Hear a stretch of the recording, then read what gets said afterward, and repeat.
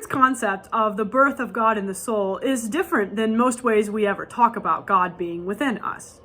Rather than just thinking of the Christmas story as the time when God becomes a human, incarnate among us, Eckhart asserts that God is becoming incarnate in each of us over and over again. For Eckhart, this birth only happens when we are sufficiently detached from ourselves and our desires, when we reach the ground of our soul. When we're detached and in the ground, God can then birth the Word in our soul. As the image of God, we're like Jesus.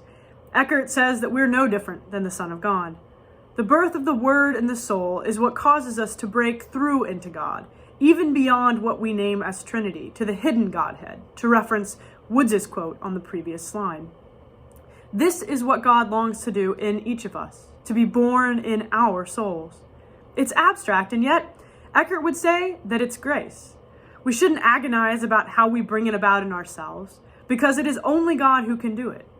It's ours to work on detaching, to find God in our every moment, and as we will talk about next week, to learn to live love.